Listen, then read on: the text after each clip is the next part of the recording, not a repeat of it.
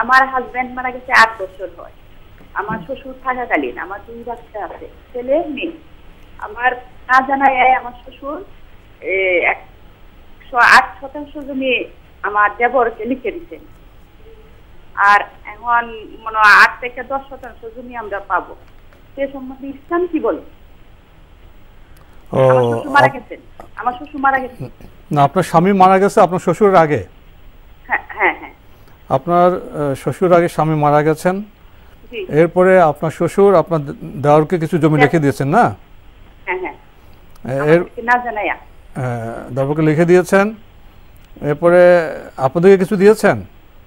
আমরা এখনো দেয় নাই কিছু, মানে 5 থেকে 10% জমি আমরা পাবো। আমার বাচ্চা ছোট, 8 বছরের, একটা 14 বছর, 5 বছরের ছোট থাকতে 8 বছরে আমার হাজবেন্ড মারা গেছে। যে এখন আপনার প্রশ্ন কি?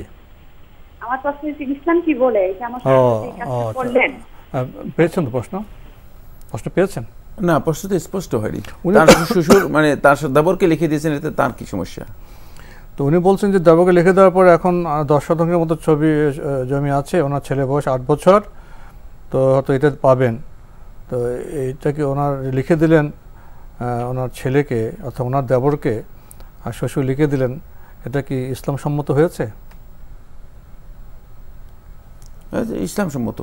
তিনি যদি ইচ্ছা করেন তিনি তাকে দান করতে পারেন, যেহেতু সম্পত্তি তার পরিপূর্ণ সম্পত্তি বন্টন করে দেন নাই, তিনি কিছু তার প্রয়োজন হয়তো তাকে লিখে দিয়েছেন, সে দিতে পারেন, কিছু অংশ সম্পত্তির দিতে পারেন, সেটা তার জন্য জায়েজ আছে। কিন্তু তিনি আসলে জানতে চাচ্ছেন কোন মাসালা, এটা মানে ওনার কাজটা ইসলাম সম্মত হয়েছে কিনা আমি প্রশ্ন করেছিলাম। আপনার প্রশ্ন কি? আমার শ্বশুর যে কাজটা করলেন এটা ইসলাম সম্মত হয়েছে কিনা? এখানে উত্তম ছিল যেটা, সেটা হলো তিনি এভাবে সম্পত্তি না দিয়ে মানে ওয়ারিসদের সাথে এ বিষয়ে আলোচনা করা, এটা সবচেয়ে উত্তম ছিল। কিন্তু যেহেতু তার জন্য খরচ করা জায়েজ আছে এবং তার জন্য দান করাও জায়েজ, সেক্ষেত্রে তিনি যদি তার সন্তানকে কিছু অংশ দান করেন এটি জায়েজ রয়েছে, কিছু অংশ দান করেন এটা জায়েজ রয়েছে। জি প্রিয় দর্শক, আসলে যে উত্তরাধিকার সম্পদ বন্টন, এক্ষেত্রে আমাদের সমাজে জানাজানির অনেক অভাব আছে। ফলে আমরা নিজস্ব ভাবনায়, যেটাকে বলি আমার জেনারেল নলেজ, সেই ধারণায় আমরা কাজ করি। ফলে প্রশ্ন জায়গায় আসুন আমরা জানি সম্পদ বন্টনের নিয়ম, উত্তরাধিকার নিয়ম জেনে যদি আমরা কাজ করি তাহলে বোধহয় আমাদের সমাজ অনেক সুন্দর হবে, পারিবারিক যে বেতনটা সেটাও কমে আসবে। প্রিয় দর্শক,